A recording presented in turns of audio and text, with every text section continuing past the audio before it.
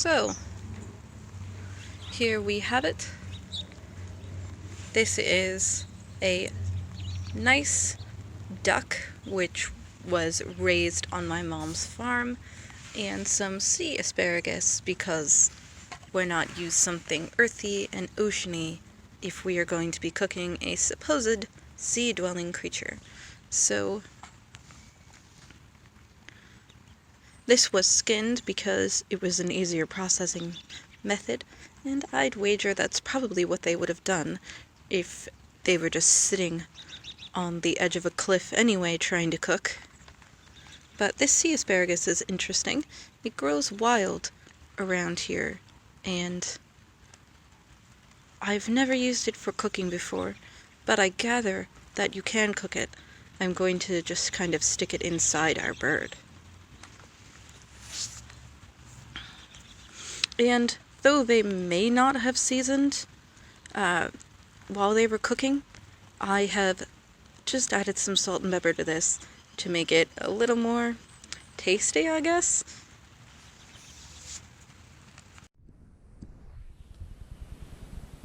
So our fire is finally at a level that is low enough for me to trust cooking our porg over.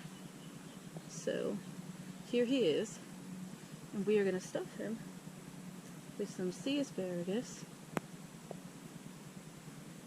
and a couple of bay leaves, because why not?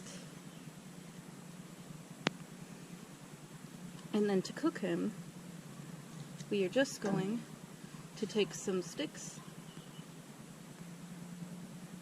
and feed them on through. I have 2 sticks for added insurance that nothing is going to happen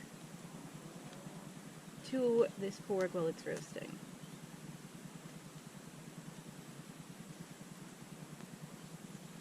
And then we're going to flip it breast side down, like so, and then just place it over the fire.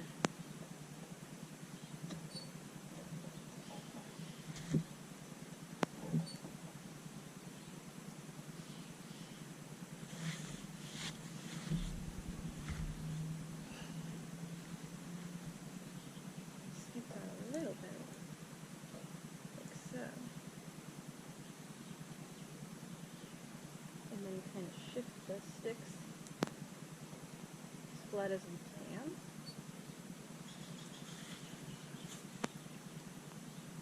And we're just going to roast it low and slow over the fire,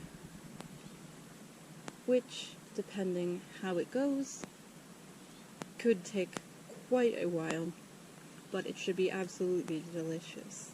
If we had cooked it the way that Chewy was cooking it, it would have just ultimately burned before anything happened. So we're going to cook it low and slow, and then return to it a little bit later.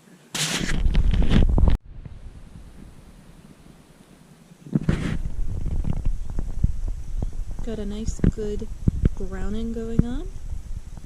Ended up lowering it down a little bit just to cook an end of the breast meat that wasn't fully cooking as fast as the rest, but it's coming along quite nicely and got a real tasty sizzle going on. So this is done cooking, and it looks absolutely perfect. So we're just gonna rest it right here and let it cool to a reasonable temperature before we dig in. And while we're waiting, we're gonna make ourselves some green milk. So to make my green milk, I'm just simmering some milk with some seaweed, because to me that milk looked like he almost had blended seaweed into it. It was that thick and that green. So I'm gonna boil some seaweed in here and see if I can impart some of the color and flavor into this. And I also have some green food dye if that just doesn't work. So a little bit of food dye and some simmering later, we have some nice, nutritious green milk. Too bad I don't have a beard for it to dribble down through as I drink it.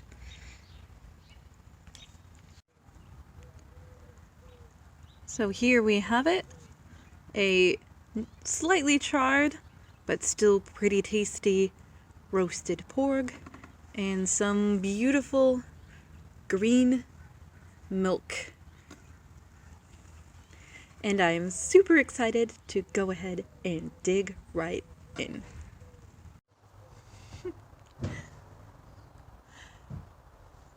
So here we have this crazy green milk, and I thought it was going to taste terrible, but it's actually pretty good. The salt from the seaweed works really well, and if you like kind of savory milk drinks, then you probably would like this a lot. I think that Luke was onto something when he was drinking that green milk, but you never know when you're raised on blue milk. Maybe green milk is not so bad of a transition. But it's actually fantastic. It's refreshing and it's warm. It's kind of like a little salty matcha, if that makes sense. Like, it's actually really nice. And we also have this. I charred it a little, but it's still pretty delicious. It's super tender and nice, so Chew was onto something as well, even if he did have to fight off the porgs and kind of frighten them away. As you'll see, I had to as well. I don't know what draws these things in. They're like little rats or something with wings, and they just showed up and I had to scare them off. So I hope you enjoyed this episode, and happy Star Wars Day. May the 4th be with you, and I will catch you guys next time on the DIY Chicken.